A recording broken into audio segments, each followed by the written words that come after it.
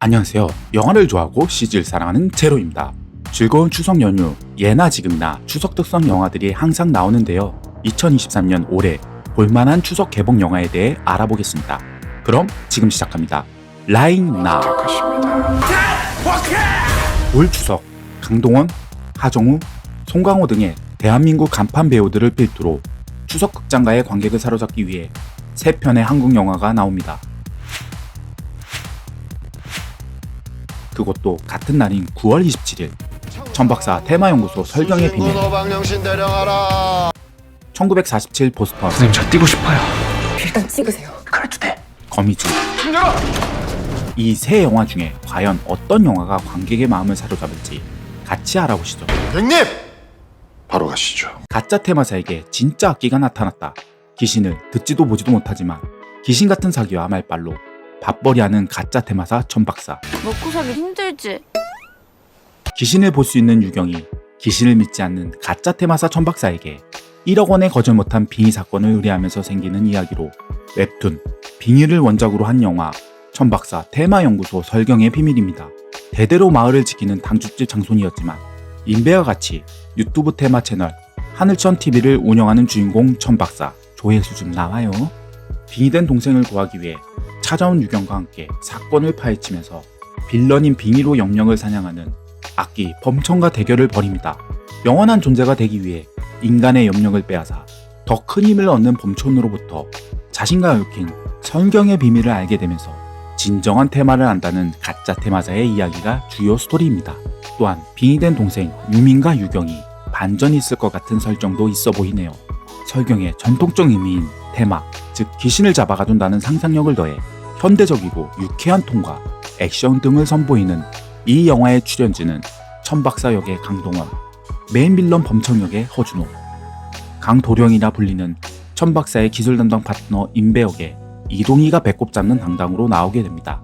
이 영화의 손익분기점은 240만 명으로 98분의 킬링타임 영화로서 어느 정도 흥행에 성공한다면 웹툰 빙의의 2부격인 마야고, 3부, 데모니악도 시리즈로 나온다고 하네요. OTT 등으로 관객의 눈높이가 높아진 만큼 익숙한 소재로 어떤 연출로 보여줄지 궁금해지는 영화.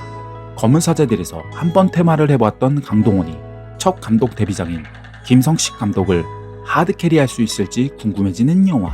천박사 테마연구소 설경의 비밀이었습니다.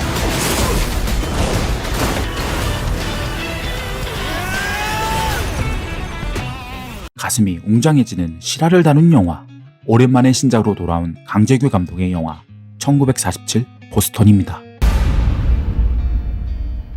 1936년 일제강점기 시절 대한민국 국민이라면 누구나 알고 있는 베를린 올림픽에 참가한 마라톤 선수 송기정 선수는 금메달을, 남승용 선수는 동메달을 땄지만 제인처럼 고개를 숙이고 묘목으로 일장기를 가리는 가슴 아픈 역사의 순간을 1947년 관복 후 처음으로 태극마크를 달고 국제에 대해 출전하기 위해 마라토너들의 가슴 벅찬 여정을 그린 실화를 바탕으로 한 스포츠 영화입니다. 시놉시스는 광복 이후 1947년 서울, 일본에 기속된 베를린 올림픽의 영광을 되찾기 위해 제2의 송기정으로 촉망받는 서윤복에게 송기정 선수가 보스턴 마라톤 대회에 나가자는 제안을 합니다. 보스턴 가세. 미국 보스턴으로 태극마크를 가슴에 새기고 독립된 대한민국을 알리는 마라톤의 여정을 담은 영화입니다. 영화 내용도 내용인지라 국뽕민 심파를 뺄 수 없는 소재를 가진 시나리오가 강재규 감독을 만났습니다. 이게 울어야 할지 웃어야 할지 시리, 태극기를 휘날리며 마이웨이, 장수상해 등 심파와 국뽕 연출을 적극적으로 활용하는 강재규 감독이기 때문이죠. 이번 작에서 최소한의 심파적 연출을 지향한다면 개인적으로 좋은 영화가 나올 듯합니다. 이런 영화는 과도한 심파가 없더라도 저절로 가슴이 먹먹해지며 국뽕이 차오르기 때문인데요. 과도한 연출로 불편한 감정성을 만들기보다는 덤덤하더라도 자연스러운 연출이 나왔으면 하네요.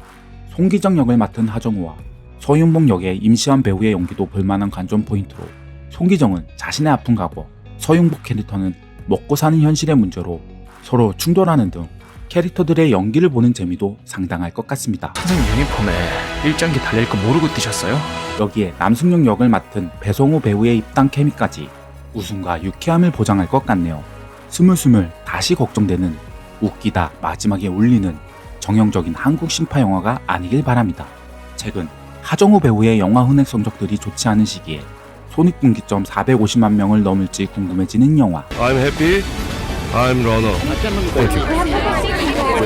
엄청난 연습으로 마라토너 체형을 만들기 위해 체지방을 6%대로 만든 임시완의 몸이 궁금해지는 영화. 1947 보스턴이었습니다.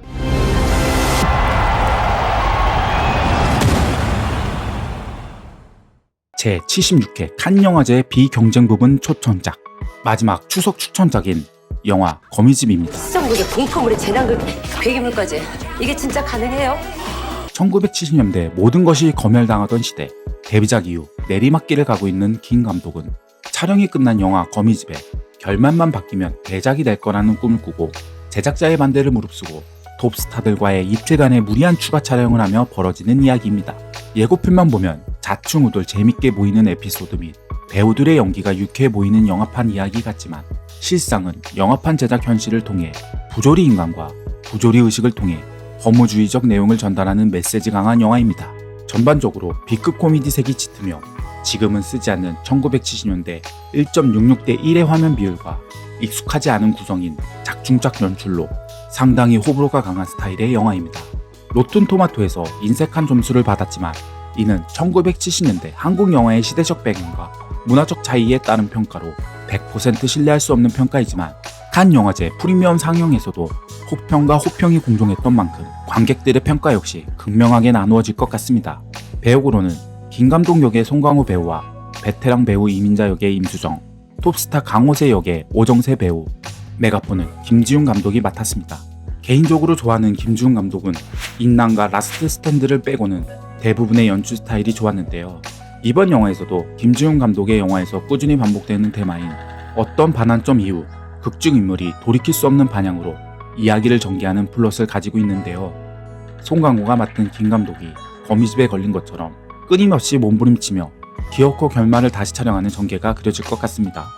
과연 김 감독의 영화 거미집에 바뀐 결말이 궁금해지는 영화, 결말이 바뀐 김지훈 감독의 영화 거미집의 결말이 궁금해지는 영화 거미집이었습니다.